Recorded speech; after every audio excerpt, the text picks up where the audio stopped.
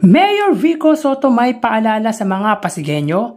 Yan ang pag-uusapan natin patungkol sa kinabibiliban at hinahanga nating alkalde ng lungsod Pasig ngayong araw po ng Sabado, April 26. Pero bago natin talakayin yan ay humihiling ako na pakisubscribe ang aking YouTube channel, pakilike and share na din para mas dumami pa po ang makapanood ng video natin.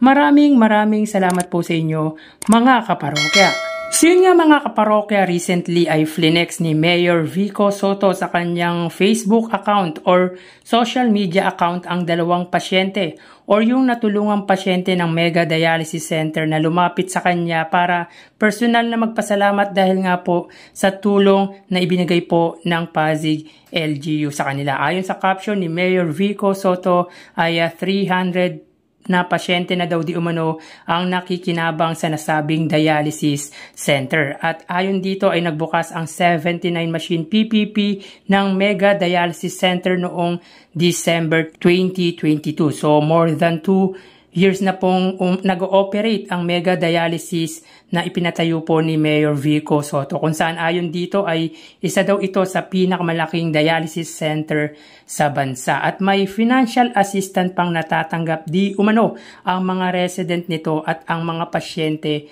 ng naturang center. So grabe si Mayor Vico Soto. Ayon pa dito mga kaparokya, nakakatanggap daw di umano ang mga pasyente ng halagang 25,000 pesos. So malaking mahalaga po ito mga kaparokya, kung saan ibinabahagi daw ito trimesterly or 3 beses sa isang taon. Sa unang semester ay tatanggap daw po ng 7,000.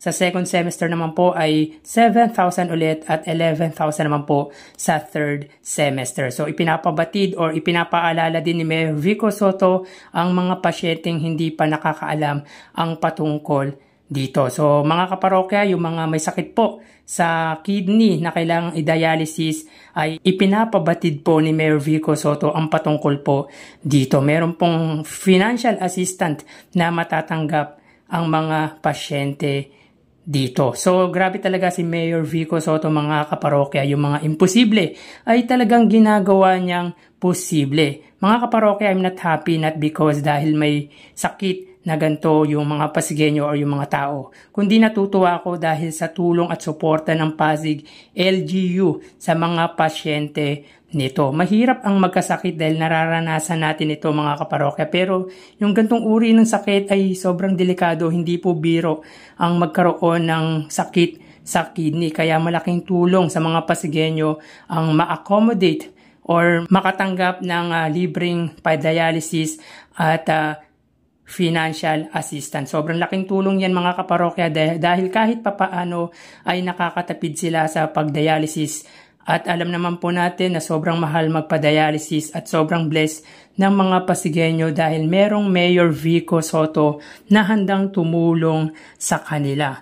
And take note mga kaparokya, they will receive 20,000 or 25,000 pesos financial assistance. So talagang sobrang nakakatuwa lang mga kaparokya dahil may libre ka ng dialysis, may financial support ka pa galing po sa Pasig LGU. Nakakaya naman po mga parokya sa kalaban nito sa pagka-mayor na sobra-sobra ang ipinapangakong suporta sa healthcare, pero yung mga pangakong yon ay nagagawa na po ni Mayor Vico Soto. Talagang may masabi lang po mga parokya para makakuha ng boto para manalo dahil alam naman po natin ang layunin lang naman po nito mga parokya ay pumasok sa politika para po maprotektahan ang kanilang negosyo. Yun po ang pinakatotoong dahilan kung bakit napunta po sa politics ang kalaban ni Mayor Vico Soto. At isa lang po ang Pasig sa buong Pilipinas